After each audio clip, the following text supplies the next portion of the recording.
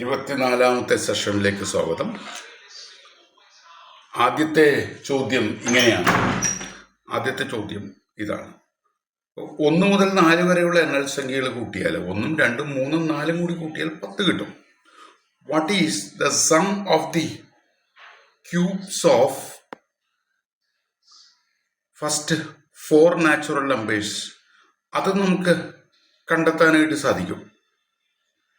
പക്ഷെ അത് 10⁻n ആണെന്ന് എഴുതിയിട്ട് ആ n എത്രയാണ് എന്നാണ് നമ്മുടെ ചോദ്യം. വളരെ സിമ്പിളായിട്ട് ഇത് ആൻസർ ചെയ്യാനായിട്ട് ഇത് തന്നെ മാത്രമല്ല, ഇതുപോലത്തെ ഏത് ക്വസ്റ്റ്യൻ വന്നു കഴിഞ്ഞാലും നമുക്ക് 2 കാര്യങ്ങൾ ഓർത്തിരിക്കുന്നത് നല്ലതാണ്. Sum of the cubes of first n natural numbers is equal to n into n plus 1 by 2 square. Okay. Sum of the cubes of first n natural numbers is n into n plus 1 by 2 whole square. ഇവിടെ n into n plus 1 by 2 എന്ന് പറയുന്നത് ആദ്യത്തെ n natural നമ്പേഴ്സിന്റെ സമ്മാണ്. ഇത് രണ്ടും കൂടി ചേർത്ത് കഴിഞ്ഞിട്ടുണ്ടെങ്കിൽ നമുക്ക് പെട്ടെന്ന് ഇതിന്റെ ആൻസർ എഴുതാനായിട്ട് സാധിക്കും. ഇപ്പോൾ this is equal to 4 into 4 plus 1 by 2 all squared is equal to 10⁻n. That is 4 into 5 by 2 all squared is equal to 10⁻n. This is 10 square is equal to 10⁻n. Therefore n is equal to 2. n is equal to 2 എന്ന് നമുക്ക് കിട്ടും. Okay, രണ്ടാമത്തെ ചോദ്യത്തിലേക്ക് കിടക്കാം. ഇതാണ് ഇതിൻ്റെ answer. രണ്ടാമത്തെ ചോദ്യത്തിലേക്ക് കിടക്കാം. 3x3 ഗ്രിഡ് ഉണ്ടാക്കുന്നതിന് 8 സ്ട്രെയിറ്റ് ലൈൻസ് ആവശ്യമാണ്. ഓക്കെ, അത് ക്ലിയർ ആണ്. 4 എണ്ണം ഹൊറിസോണ്ടലായിട്ട് ഇതുപോലെ 4 എണ്ണം വേണം, ഇതുപോലെ 4 എണ്ണം വേണം. അങ്ങനെയാണെങ്കിലാണ് നമുക്ക് 3x3 സ്ക്വയർ ഗ്രിഡ് കിട്ടുന്നത്. ഇവിടെ നമ്മുടെ ക്വസ്റ്റ്യൻ എന്താണെന്ന് വെച്ച് കഴിഞ്ഞാൽ n/n സ്ക്വയർ ഗ്രിഡ് ഉണ്ടാക്കുന്നതിന് എത്ര എണ്ണം വേണം ഇതാണ്. അപ്പോൾ 3x3 ഉണ്ടാക്കുന്നതിന് 4 + 4 8 എണ്ണം വേണം. 3x3 ഉണ്ടാക്കുന്നതിന് 8 എണ്ണം ആവശ്യമാണ്. 8 എന്ന് പറയുന്നത് 2 into 3 plus 1 ആണ്. ഓക്കെ, ഇവിടെ 3 ശ്രദ്ധിക്കുക. ഇപ്പോൾ 4x4 സ്ക്വയർ ഗ്രിഡ് ഉണ്ടാക്കുകയാണെങ്കിൽ നമുക്ക് വേണ്ടത് 10 എണ്ണമാണ്. 10 എണ്ണം വേണം. 10 എന്ന് പറയുന്നത് 2 into 5 ആണ്. അത് 2 into 4 + 1. അങ്ങനെയാണെങ്കിൽ ഒരു n/n സ്ക്വയർ ഗ്രിഡ് ഉണ്ടാക്കുന്നതിന് 2 into n plus 1 ഇങ്ങനെ വരുന്നുണ്ട്. 2 into n plus 1 straight lines ആവശ്യമാണ്. ഇവിടെ ഇതാണ് ആൻസർ. അടുത്ത ചോദ്യത്തിലേക്ക് നോക്കാം. മഞ്ജു റോട്ട് 0 2 2 3 4 സംഖ്യകൾ എഴുതി. And 1 more number is in the blackboard. ഈ 4 എണ്ണവും പിന്നെ വേറൊരെണ്ണവും, അതാണ് അത്രയേ ഉള്ളൂ. 0 2 2 4 എന്ന് പറയുന്ന 4 സംഖ്യകൾ എഴുതി, പിന്നെ വേറൊരു സംഖ്യയും കൂടി എഴുതി. എന്തിനു വേണ്ടി? മീഡിയൻ പഠിപ്പിക്കാൻ വേണ്ടി. അങ്ങനെയാണെങ്കിൽ എത്രയായിരിക്കും മീഡിയൻ? 0 to 3 എന്ന് പറയുന്ന 4 സംഖ്യകളും മറ്റൊരു സംഖ്യയും എഴുതിയിട്ട് മീഡിയൻ കാൽക്കുലേറ്റ് ചെയ്താൽ ഏതായിരിക്കും മീഡിയൻ എന്നാണ് ചോദ്യം. ഇവിടെ ഏറ്റവും ചെറുത് 0 അതിനുശേഷം 2 2 വന്നു, 3 വന്നു. ഏത് നമ്പർ ഇവിടെ എഴുതിയാലും 2 തന്നെയായിരിക്കും മീഡിയൻ. ഇനി എഴുതുന്ന നമ്പർ ഇപ്പോൾ 1 ആണെന്ന് കരുതൂ. ഇപ്പോൾ 3-നേക്കാൾ വലുതാണ് നമ്മളിപ്പോൾ ഇവിടെ സങ്കല്പിച്ചത്. ചെറിയ നമ്പറോ വലിയ നമ്പറോ ഏത് നമ്പർ എഴുതിയാലും ഒരെണ്ണമേ എഴുതുന്നുള്ളൂ. അപ്പോൾ ആകെ 5 എണ്ണമേ വരുള്ളൂ. ചെറുതായാലും വലുതായാലും 5 എണ്ണമേ വരുള്ളൂ. അപ്പോൾ മൂന്നാമത്തതായിട്ട് വരുന്നത് എപ്പോഴും 5 നമ്പേഴ്സ് ഉണ്ടെങ്കിൽ നടുവിൽ വരുന്ന മൂന്നാമത്തതായിട്ട് വരുന്നത് എപ്പോഴും 2 തന്നെയായിരിക്കും. ഏത് നമ്പർ അവിടെ എഴുതിയാലും മീഡിയന് മാറ്റം വരുന്നില്ല. മീഡിയൻ 2 തന്നെ ആയിരിക്കും. ഓക്കെ, അടുത്ത ചോദ്യം നോക്കുക. പി ക്യു എന്നീ നമ്പേഴ്സിൻ്റെ മീൻ 13 ക്യു ആർ അതിൻ്റെ മീൻ 16 ആർ പി അതിൻ്റെ മീൻ 7 പി ക്യു ആറിൻ്റെ മീൻ എത്രയാണെന്നാണ് ചോദ്യം. അത് പ്രത്യേകിച്ചൊരു കാൽക്കുലേഷൻ്റെ ആവശ്യമില്ലെങ്കിലും പി പ്ലസ് ക്യു എന്ന് പറയുന്നത് 26 ക്യു പ്ലസ് ആർ എന്ന് പറയുന്നത് 32 ആർ പ്ലസ് പി എന്ന് പറയുന്നത് 14 അങ്ങനെയാണെങ്കിൽ adding 2p plus 2q plus 2r is equal to 72. p plus q plus r is equal to 36. ഈ മൂന്നെണ്ണത്തിൻ്റെയും മീൻ കാണണമെങ്കിൽ ഇതിനെ നമുക്ക് 3 കൊണ്ട് ഡിവൈഡ് ചെയ്യണമല്ലോ. അപ്പോൾ നമുക്ക് കിട്ടാൻ പോകുന്നത് 12 ആയിരിക്കും. ഓക്കെ, അടുത്ത ചോദ്യം നോക്കാം. How many of the following polygons could exist? ഈ കൊടുത്തിരിക്കുന്ന 3 തരം പോളിഗണിൽ എക്സിസ്റ്റ് ചെയ്യാവുന്ന പോളിഗൺ ഏതാണ്? ഈ 3 എണ്ണത്തിൽ ഏത് പോളിഗണാണ് ശരിക്കും ഉണ്ടാകാൻ ഉണ്ടാകുന്നത്? A triangle with 3 sides of same length but different interior angles. അങ്ങനൊരു സംഭവം ഉണ്ടാവില്ല. കാരണം 3 സൈഡ്സ് ഈക്വൽ ആയാൽ 3 ആംഗിൾസും ഈക്വൽ ആയിരിക്കും. 3 ആംഗിൾസ് ഈക്വൽ ആയാൽ 3 സൈഡ്സും ഈക്വൽ ആയിരിക്കും. ട്രയാങ്കിളിൻ്റെ കേസിൽ ഇത് സംഭവിക്കില്ല. അടുത്തത് a quadrilateral with all 4 sides are equal in length but 4 different interior angles. 3 സൈഡും 4 സൈഡും ഈക്വൽ ആകണമെങ്കിൽ 4 സൈഡും ഈക്വൽ ആവുക, 4 ആംഗിളും ഡിഫറെൻ്റ് ആവുക സാധ്യമല്ല. കാരണം 4 സൈഡ് ഈക്വൽ ആണെങ്കിൽ ഒന്നില്ലെങ്കിൽ അത് സ്ക്വയർ ആയിരിക്കും, അല്ലെങ്കിൽ അത് റോംബസ് ആയിരിക്കും. സ്ക്വയർ ആയാലും റോംബസ് ആയാലും 4 ആംഗിൾസും ഡിഫറെൻ്റ് ആയില്ല. സ്ക്വയറിന് എല്ലാ ആംഗിൾസും ഈക്വലാണ്.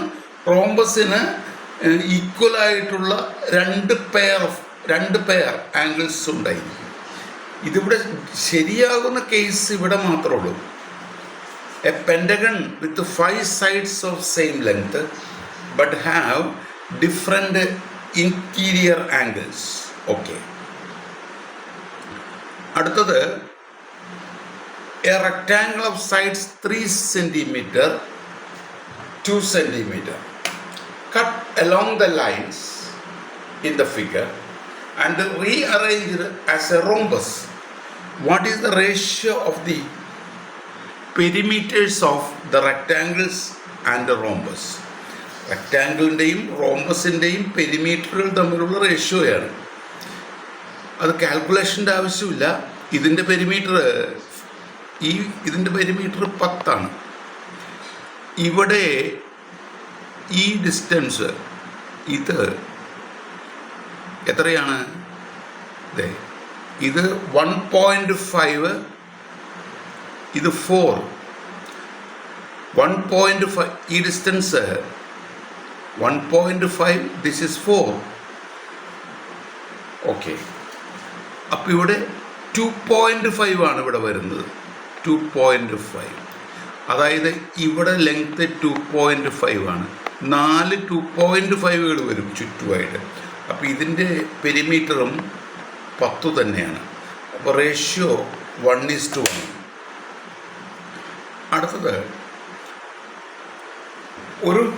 a semicircle of radius 3 is drawn on one side of a right triangle, and a semicircle of radius 4 is drawn on the other side.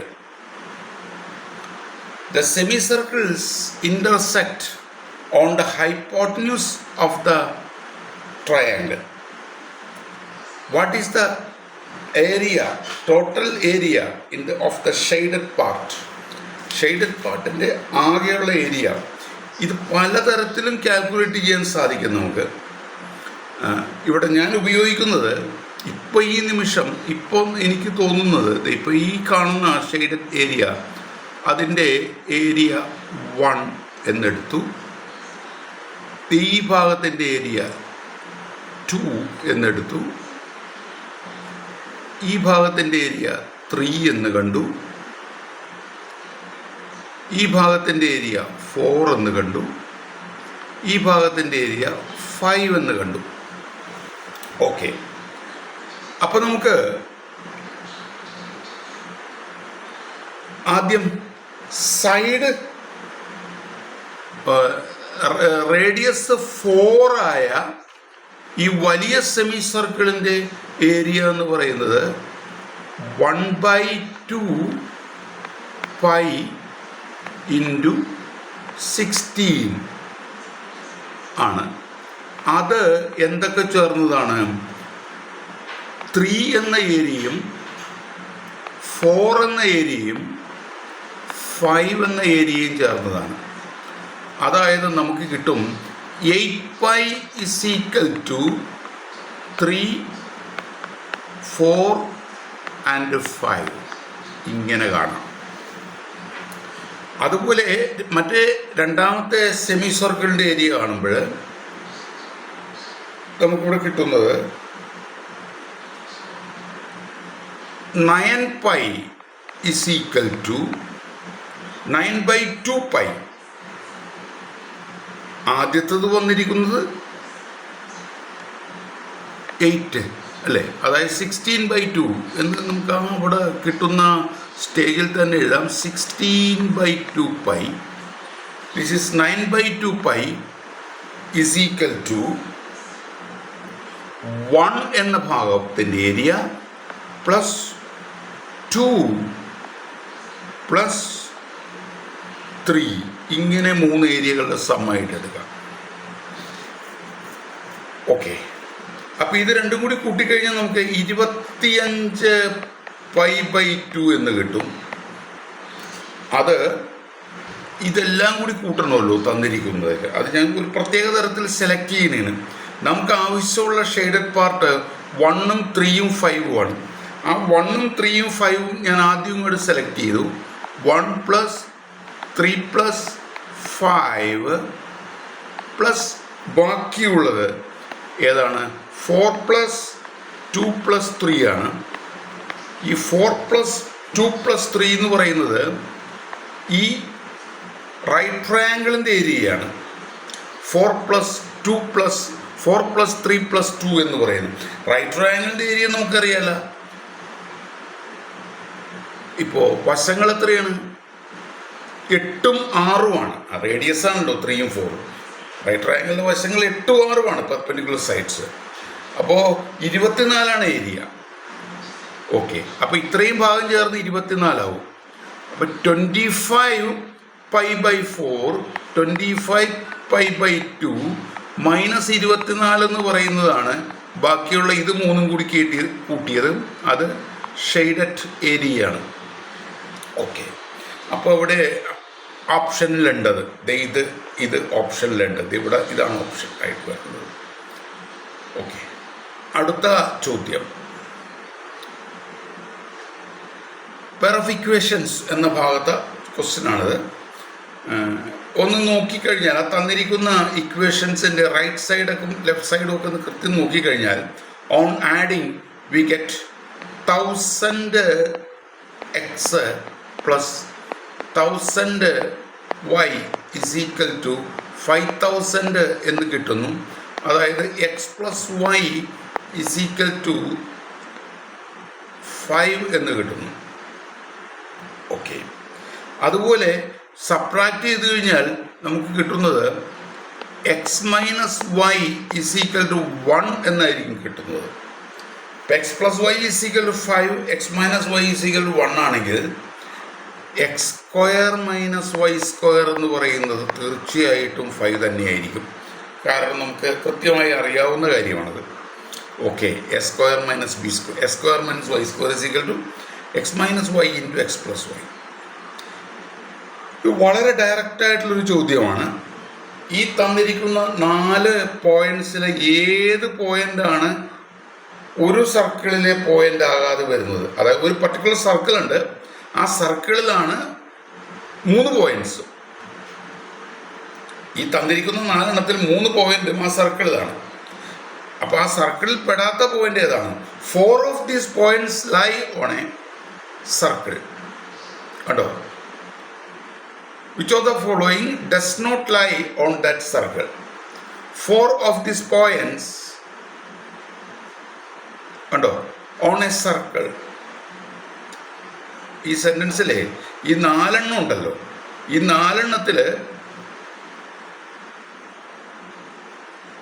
4 of these points, 3 of these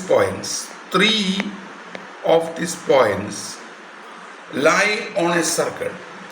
4 of these points എന്നുള്ള പ്രയോഗം തെറ്റാണ്. 4 എണ്ണം തന്നിട്ടുള്ളായേ അതിൽ 3 എണ്ണം ഒരു സർക്കിളിലാണ്. Which of the following does not lie on that circle എന്ന് പറഞ്ഞ 2 ആണ്. കാരണം ഒരു സർക്കിൾ ഇമാജിൻ ചെയ്യാം നമുക്ക്. സെൻറ്റർ ഒറിജിനായിട്ടുള്ള ഇങ്ങനെയുള്ളൊരു സർക്കിൾ ഈ ചോദ്യം കാണുമ്പോൾ നമ്മൾ 10ാം ക്ലാസ്സിലെ കാര്യങ്ങൾ നിരന്തരം കൈകാര്യം ചെയ്തുകൊണ്ടിരിക്കുന്നവരെ സംബന്ധിച്ചിടത്തോളം ഈ ഒരു സർക്കിൾ തന്നെയായിരിക്കും നമ്മുടെ മനസ്സിൽ വരുന്നത്. അപ്പോൾ റേഡിയസ് 5 ആണെങ്കിൽ ഇത് 5 0 ആണ്. 0 5 -5 0 0 -5. ഇനി 3 4 ഇവിടെയുള്ളൊരു പോയിൻ്റാണ്. കാരണം എന്നാലല്ലേ റേഡിയസ് 5 ആവുള്ളൂ. അതിനിപ്പുറത്ത് ഒരെണ്ണം -3 4 ഉണ്ടാവും, താഴെ ഇവിടെ -3 -4 ഉണ്ടാവും, 3 -4 ഉണ്ടാവും, വേറെ ഒരു 4 എണ്ണം ഉണ്ടാവും. നമ്മളുടെ ടെക്സ്റ്റ് ബുക്ക് ക്വസ്റ്റ്യൻ ആണത്. ഓക്കെ, 4 3 ഇവിടെ 4 3 ഉണ്ടാവും. അങ്ങനെയൊക്കെ എന്ത് നോക്കിയാലും ഈ ഒരു പോയിന്റ് ഈ സർക്കിളിൽ ഉണ്ടായില്ല. അടുത്ത ചോദ്യം 10ാമത്തെ ചോദ്യമാണ്. 3 sectors of a circle are removed of a 3 sectors of a circle are removed to form a regular hexagon from a regular hexagon to form a shaded shape. Shape ഉണ്ടാക്കാനായിട്ട് ഒരു റെഗുലർ ഹെക്സഗണിൽ നിന്ന് circle സർക്കിളിൻ്റെ sectors move ചെയ്തു. ആ unshaded പാർട്ടാണ് sectors. അപ്പോൾ ഒരു ഫാനിൻ്റെ ലീഫ് പോലെ ഏതെങ്കിലുമൊക്കെ തോന്നിക്കുന്ന തരത്തിലുള്ള ഷേപ്പ് ഉണ്ടാവുന്നു. ഈ ഷേപ്പിൻ്റെ പെരിമീറ്ററാണ് നമുക്ക് വേണ്ടത്. ഓരോ റിമൂവ് ചെയ്യുന്ന ഓരോ സെക്ടറിൻ്റെയും പെരിമീറ്റർ 18 ആണ്. റിമൂവ് ചെയ്യുന്ന ഓരോ സെക്ടറിൻ്റെയും ഷേപ്പ് 18, പെരിമീറ്റർ 18. അതിൻ്റെ ആർക്ക് എസ് ആണെന്ന് കരുതുക. ഈ സെക്ടറിൻ്റെ ഈ ആർക്ക് എന്ന് പറയുന്ന ആ ഭാഗം എസ് ആണെന്ന് കരുതുക. ബാക്കി ഇത് രണ്ടും എക്സ് ആണ്. ഇങ്ങനെ മനസ്സിലൊന്ന് കണ്ടു കഴിഞ്ഞാൽ 2xകളും